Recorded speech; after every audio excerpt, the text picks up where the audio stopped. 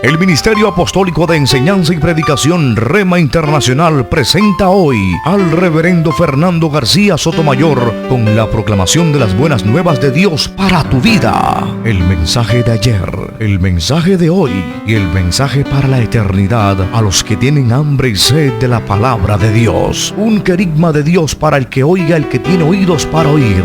Escuche el dabar del Eterno a las naciones. Ahora es el tiempo para recibir el rema del Espíritu Santo a tu espíritu. Escuchemos con fe la memra del Señor para el alma. ¿Cómo caminar en su nueva vida? ¿Cómo caminar en su nueva vida? Es el tema del mensaje de hoy. Vamos a leer la palabra de Dios en la segunda carta a los Corintios, el capítulo 5. Y el versículo 17 es un texto muy conocido por todos los cristianos, todos los creyentes en Jesucristo. Segunda carta a los Corintios, capítulo 5, versículo 17. Voy a leer la versión Reina y Valera del año 1960. A su letra dice: en el nombre del Padre y del Hijo y del Espíritu Santo. De modo que si alguno está en Cristo, nueva criatura es. Las cosas viejas pasaron, he aquí todas son hechas nuevas. Amén. Dios nos bendiga por esta preciosa palabra. Como hijos de Dios que ahora somos, usted y yo, vamos a tener nuevas experiencias. Como dice el apóstol Pablo en el texto que acabamos de leer, nueva criatura. Somos ahora una nueva creación de Dios. Hemos nacido de nuevo. Hemos resucitado espiritualmente a una nueva vida. El Evangelio es eso en realidad. El Evangelio es cambio. Tiene que haber un cambio. Cambio de mentalidad, cambio de actitudes, cambio de valores, cambio de corazón. Cambio. Eso es el Evangelio. Y si ese cambio no se ve, no se nota, entonces ese Evangelio es pura teoría, el Evangelio que te predicaron. Porque el poder del Evangelio cambia nuestras vidas. Es evidente que el cambio inmediato es interior. Los cambios por fuera se van viendo poco a poco. Yo recuerdo que cuando yo me convertí al Señor, en el año 1982, Dios me cambió de inmediato. Dos cosas que yo tenía, que eran desagradables. Yo tenía un caminado todo raro, un caminado así como de tumbao, sí, un caminado así todo legal, todo chévere, todo bacán, y eso me lo cambió Dios, hasta el caminado. Y otra cosa que Dios me cambió fue el vocabulario. Por supuesto, esto demandó un poco de más tiempo. Yo no tenía vocabulario, yo le testifico eso hoy a los hermanos. Yo tenía jetabulario. 10 palabras que hablaba, 9 eran palabras soeces, vulgares, y una regular. Así es que el Evangelio es eso, es cambio. De igual manera, nueva será la forma de andar y de comportarnos. ¿Por qué? Porque usted ahora es diferente de los demás. Ya no usted es como Vicente, ¿me entiende? A donde va la gente va Vicente, ya usted no es como Vicente. Usted es una nueva creación. Es más, las Escrituras dicen que hasta un nombre nuevo Dios nos ha dado allá en el reino de los cielos. Y el día en que nosotros seamos maravillosamente transformados o levantados de la muerte por el poder de la resurrección, esos nombres los vamos a conocer nosotros mismos. Entonces, usted es una nueva persona, moral y espiritualmente hablando. A este proceso de cambio, a este proceso de regeneración, no el que recibimos inmediatamente, porque cuando usted recibe a Cristo, usted cambia inmediatamente, se produce el milagro de la regeneración. Me refiero al proceso que sigue después, al proceso que lo consagra a usted, lo separa a usted del mundo cada día y ese proceso lo santifica. A este proceso la Biblia le llama santificación progresiva. Usted es salvo y es salvo una vez y para siempre. Pero de ahí en adelante comienza un proceso de santificación. Nadie es más salvo que otro. Nadie lo es. Ningún cristiano es más salvo que otro, pero sí puede llegar a ser más santo que otro. Y de hecho, pues nosotros lo vemos. Hay hermanos que son más consagrados, hay hermanos que son más dedicados a la obra que otros. Bendito sea el nombre del Señor. La pregunta entonces para responder en esta oportunidad es: ¿cómo debe ser nuestra nueva forma de andar? ¿Cómo debe ser nuestra nueva forma de andar? Y voy a responderle de dos maneras. Primero, haciendo la voluntad del Señor. Haciendo la voluntad del Señor. Y segundo, llenándonos del Espíritu de Dios. De esas dos formas, de esas dos maneras, nosotros debemos andar. Vamos a profundizar un poco más en estas dos formas de andar que corresponden a la vocación de cristianos que ahora somos. Haciendo la voluntad del Señor. En la carta a los Efesios, el capítulo 5, el apóstol Pablo hace una lista larga de las cosas que agradan al Señor, las cosas que son conforme a la voluntad de Dios. Entre otras cosas, dice el apóstol, que ya no debemos andar como necios, que debemos aprovechar el tiempo, porque los días son malos, que debemos ser entendidos de la voluntad del Señor, que no debemos andar en embriagueces, en orgías, que debemos ser gente agradecida y sobre todo participar con otros cristianos de el deber de congregarnos. La Biblia dice allí en Efesios 5, los versículos 15 al 20, hablando entre vosotros. Y el texto griego literalmente significa simposio. Hablar entre vosotros significa simposio. Ese es el término griego literal.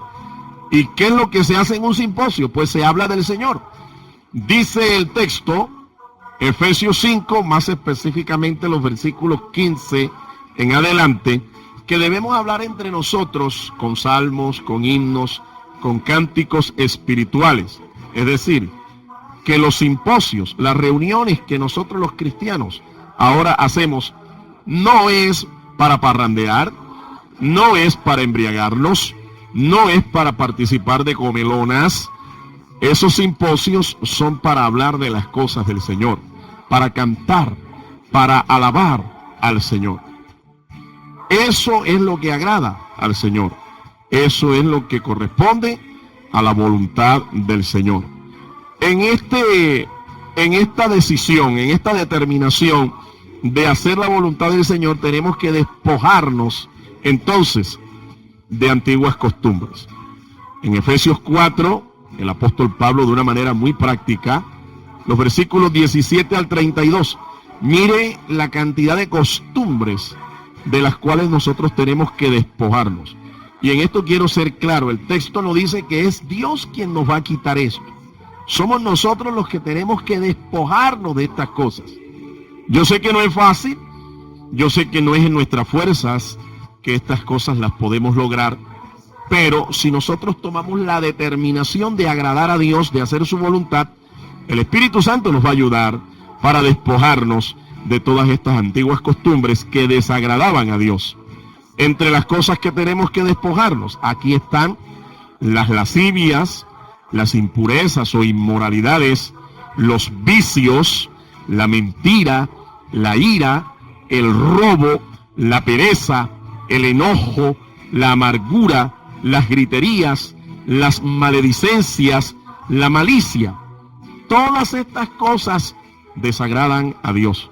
Por eso tenemos que despojarnos de ellas, porque hacen parte de la antigua naturaleza, o lo que el apóstol Pablo llama aquí el viejo hombre.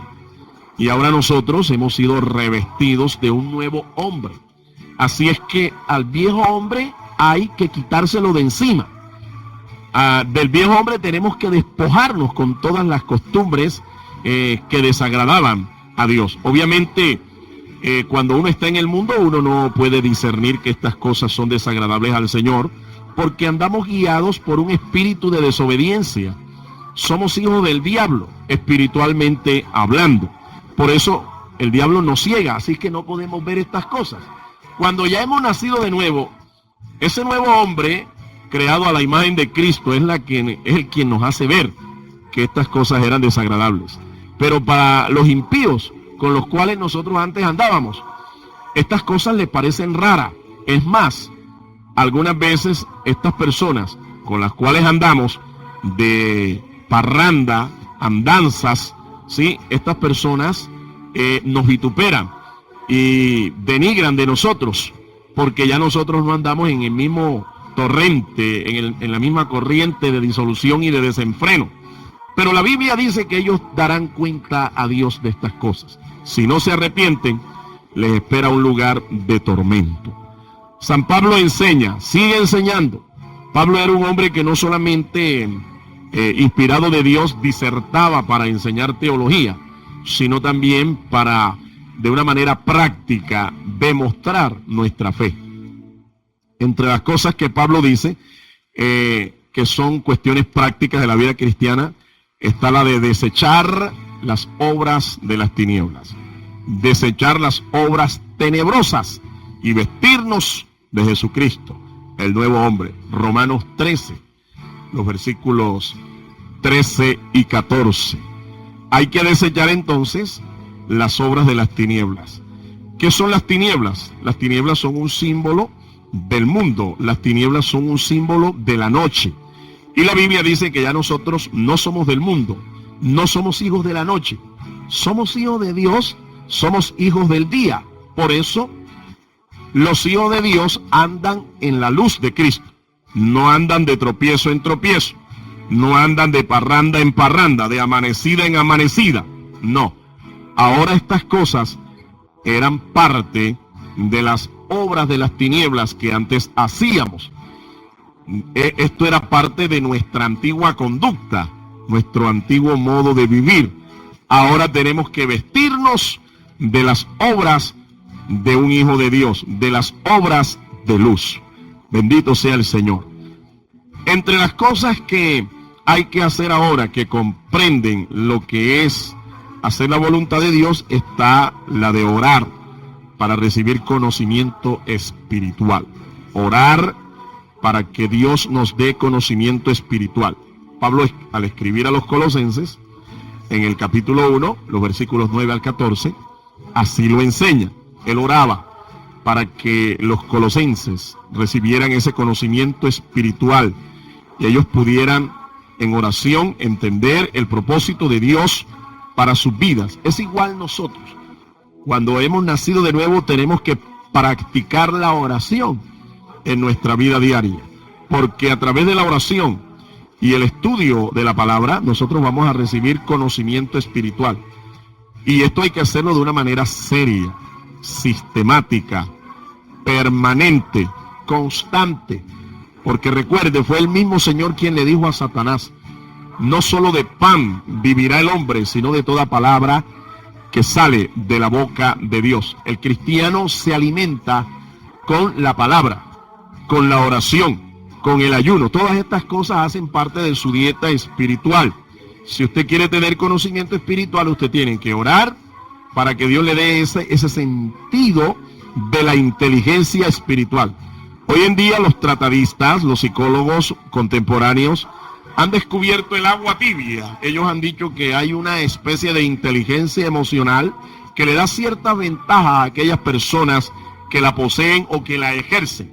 Ya Pablo hace más de 2000 años había dicho, inspirado de Dios, escribiéndolo a los colosenses, que ese conocimiento, que esa inteligencia espiritual la tenían los creyentes cuando oraban y Dios despertaba en ellos esa capacidad, esa iluminación espiritual para entender la palabra, para entender las cosas de Cristo, para entender las cosas tocante a la salvación, para entender los propósitos de Dios. Hay que alejarnos incluso, dice el apóstol Pedro, de todo vicio. Cuando Pedro escribe su primera carta en el capítulo 4, también tiene una sección práctica en la que da exhortaciones a los creyentes y les dice que entre los vicios que hay que dejar está la de participar de orgías, el vicio de la idolatría, que además de ser un vicio es un pecado. La idolatría es el culto a las imágenes, el culto a otro Dios que no sea el Dios de Abraham, de Isaac, de Jacob, el Dios de las Escrituras. Eso se llama idolatría. La concupiscencia, la disipación, todos estos son vicios de nuestra antigua naturaleza que hay que despojarse de ellos para hacer la voluntad de Dios, para vivir de acuerdo a la vocación de verdaderos hijos de Dios. Bendito sea su nombre. En segundo lugar, hemos hablado de que para caminar en nuestra nueva forma de vivir como cristianos, hay que llenarnos del Espíritu Santo de Dios. Hay que llenarnos del Espíritu Santo de Dios. La vida cristiana no se vive por fuerza de voluntad. Nadie sostiene el testimonio cristiano por sus propias fuerzas. Es más, la Biblia llama necio a aquel que se apoya en sus propias fuerzas. No hay que confiar entonces en nuestras propias fuerzas, porque por nuestras fuerzas nosotros no tenemos ningún poder, no tenemos ninguna ventaja sobre los apetitos de la carne. Es cuando nos rendimos al Espíritu Santo, cuando nos llenamos del Espíritu Santo, que podemos ser creyentes victoriosos. Y quiero aquí hacer una claridad respecto del pasaje que dice Pablo y que fue nuestro texto central. Cuando el apóstol Pablo dice, de modo que si alguno está en Cristo, nueva criatura es. Las cosas viejas pasaron y todas son hechas nuevas. En el texto griego, que es el idioma original en el que se escribe el Nuevo Testamento, el Nuevo Pacto, el verbo pasando, como dice el apóstol Pablo allí, si alguno está en Cristo, nueva criatura es. Las cosas viejas pasaron. Fíjense que está conjugado allí en nuestra traducción como un verbo que está en pasado. ¿Sí? Pasaron es una conjugación de tiempo pasado. Pero cuando nosotros vemos en la práctica, cuando nosotros vemos en la realidad que muchos creyentes que han nacido de nuevo, han tenido una genuina conversión al Señor. Sin embargo, algunos todavía siguen practicando algunos vicios, algunas cosas. Algunos llegan a cuestionar si en realidad nacieron o no nacieron de nuevo estas personas. Pero yo quiero decirle que en el texto griego original el verbo no está en pasado. El verbo está en presente continuo. En presente continuo quiere decir que es un proceso. Le voy a decir entonces cómo sería la traducción correcta.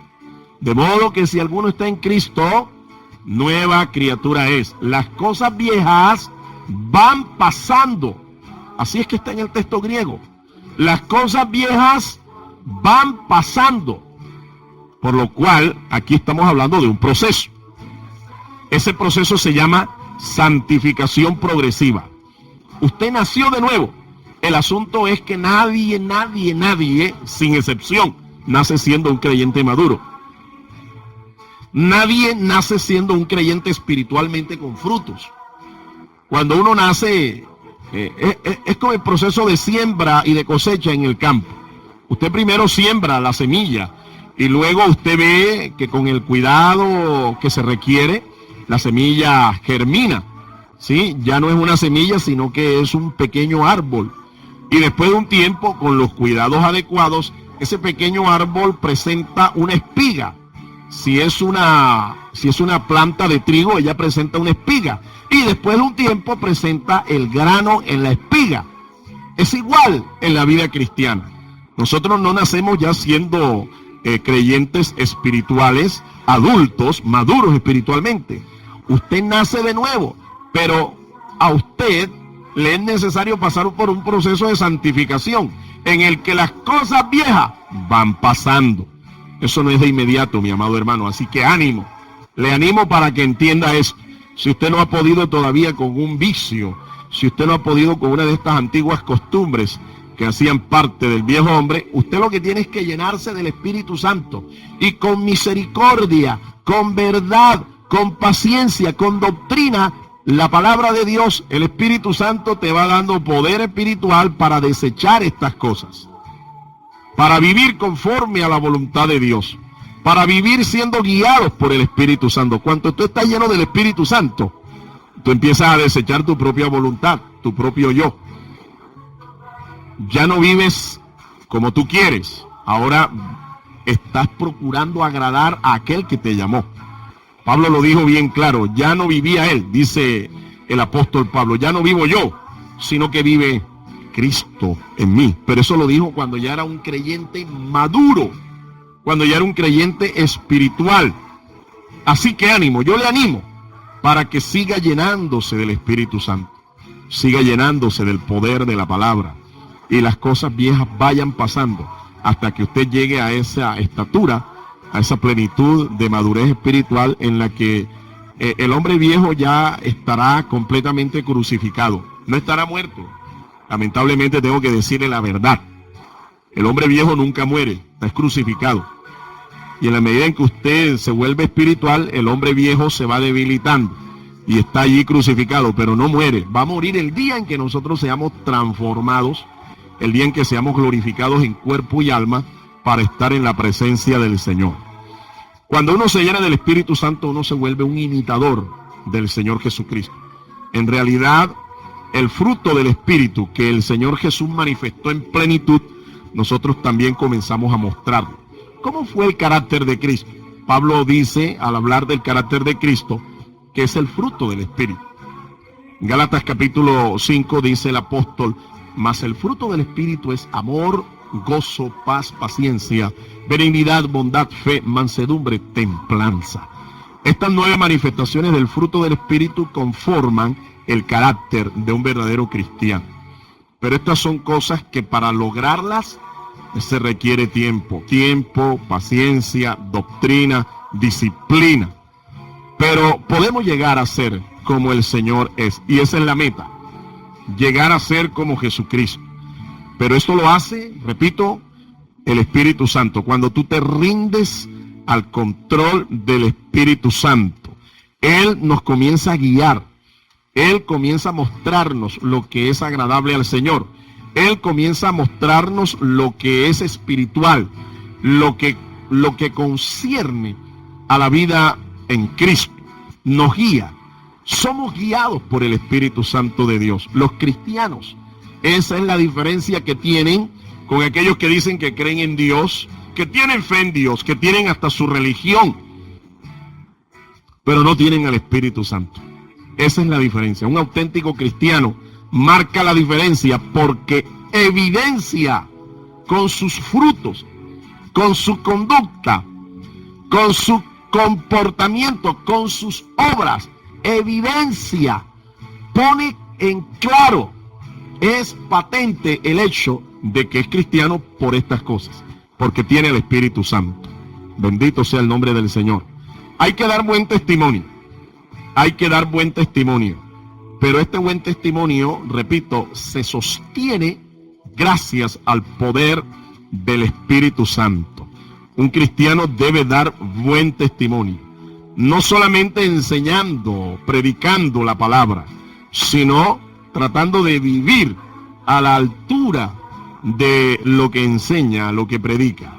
Alguien preguntó una vez por qué era que algunos ministros de la palabra, por qué algunos predicadores tienen un mensaje que imparte vida. Y se preguntaban, ¿por qué? ¿Por qué ese mensaje de ese predicador, de ese pastor, de ese ministro, por qué su mensaje imparte vida? Y es sencillo de responder. Lo que sucede es que ese predicador, ese pastor, ese maestro, es una persona que vive de acuerdo al mensaje que predica, y esto le da autoridad espiritual. Así que la respuesta es sencilla en realidad. Si tú quieres, pastor, que tus mensajes impartan vida, tu vida tiene que ser un mensaje. Porque muchas veces la vida habla más fuerte que la predicación que tú das. Hay que tener entonces un buen testimonio, y eso nos dará autoridad espiritual para predicar la palabra y ver los frutos de esa predicación, de esa enseñanza. Entonces, recapitulando, ¿cómo debe ser nuestra nueva forma de andar como cristianos en esta nueva vida? Número 1, dijimos, haciendo la voluntad del Señor. Pero no es fácil hacer la voluntad de Dios, porque somos rebeldes por naturaleza. La obediencia al Señor Jesucristo es como un yugo sobre la vida cristiana. Es como un yugo. No es fácil obedecer al Señor. Nos cuesta. Y a algunos nos cuesta más que a otros. Y en segundo lugar, hay que llenarse del Espíritu Santo de Dios. Cuando tú estás lleno del Espíritu Santo de Dios, el mismo Espíritu Santo atestigua a tu espíritu de que eres un hijo de Dios. Y quiero concluir en esta hora diciéndole, una vida en completa obediencia al Señor Jesucristo nos garantiza seguridad y confianza de nuestra salvación. Hay que obedecer al Señor completamente. Eso va a garantizar nuestra seguridad y nuestra confianza en la salvación que el Señor nos ha provisto, que el Señor nos ha regalado. La salvación es un don precioso, un regalo de Dios. Pero este regalo nosotros lo podemos perder si un cristiano se descuida. Si un creyente se descuida, puede perder ese regalo precioso de la salvación. Por eso es que la Escritura nos aconseja que hay que perseverar hasta el fin. Mas el que persevera, dice el Señor en su palabra, hasta el fin, este será salvo. El apóstol San Juan también escribe en su carta universal. San Juan, el apóstol, escribió 3 cartas. Escribió también el Apocalipsis y escribió el Evangelio que lleva su nombre. Algunos han dicho de una manera graciosa, ¿por qué fue que cuando el Señor resucitó y Pedro y Juan corrieron hacia la tumba, por qué fue que Juan llegó primero que Pedro? Y es sencillo, ¿no? Dicen algunos, lo que pasa es que Juan tenía primera, segunda y tercera, y San Pedro nada más tenía primera y segunda. Es un chiste, ¿no? Juan llegó primero porque era más joven. Dice en su segunda epístola el apóstol San Juan, cualquiera que se extravía, segunda carta de Juan, versículo 9, cualquiera que se extravía y no persevera en la doctrina de Cristo, no tiene a Dios. El que persevera en la doctrina de Cristo, ese sí tiene al Padre y al Hijo. Entonces usted puede ver aquí que hay una exhortación bien clara al respecto de nosotros, los cristianos, con respecto a la perseverancia.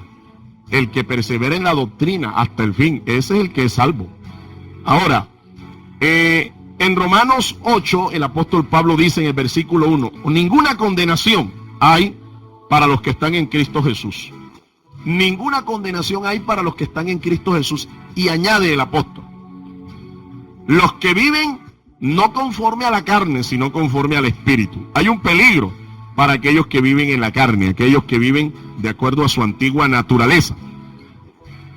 Hay que vivir en Cristo, creciendo en esa santificación, porque las Escrituras declaran que sin paz y sin santidad nadie verá al Señor. Por eso existe el peligro de perderse. Por eso es que hay que perseverar. Ahora, la doctrina calvinista que enseñan las iglesias presbiterianas, algunas iglesias bautistas, la doctrina calvinista enseña que una vez que usted es salvo, para siempre será salvo. En otras palabras, la salvación jamás se va a perder. Dios a usted lo escogió para salvarse Y usted puede parrandear, brincar, currambear, hacer lo que usted quiera, pecar si es preciso, pero a la final usted no se va a perder, porque usted ha sido escogido por Dios para la salvación. Eso enseña la doctrina de Juan Calvino y todos sus seguidores, los calvinistas, entre ellos las iglesias presbiterianas y algunas de las iglesias bautistas, enseñan esto, que una vez que usted es salvo, para siempre usted será salvo, haga lo que haga. Nosotros no enseñamos esta doctrina. La Biblia enseña que un cristiano puede perderse si se descuida espiritualmente.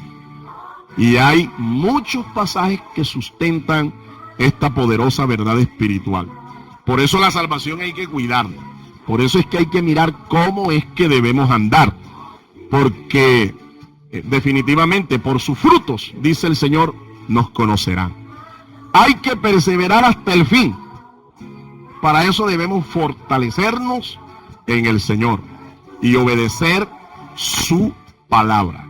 Una persona que persevere hasta el fin, obedeciendo al Señor, obedeciendo su palabra, fortaleciéndose en el Señor, yo le puedo asegurar que esta persona no va a perder su salvación, jamás se extraviará, porque está en Cristo. Y el que está en Cristo, nueva criatura es. Las cosas viejas pasaron, y aquí todas van siendo hechas nuevas. Dios te bendiga. El Ministerio Apostólico Rema Internacional pone a disposición esta predicación. Ofrecemos ministración a simposios, seminarios, campañas evangelísticas, educación globalizada sana y de carácter interdenominacional. Escríbanos a ministerioremainternacional@gmail.com o llámenos al celular 316-270-7181.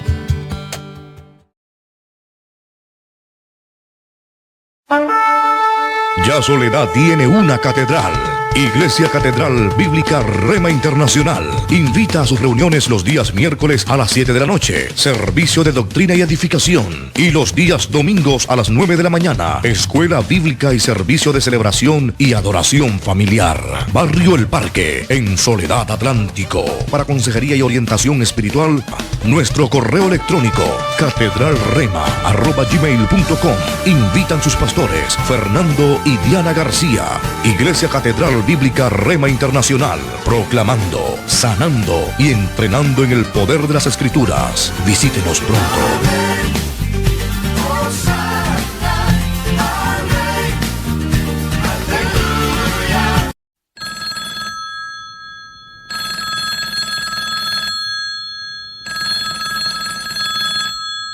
Conéctate ya a nuestras líneas de atención y orientación espiritual 316-270-7181 y 605-327-0601. Remanente Estéreo, con el consejo que tú y tu familia están necesitando. Llámanos ahora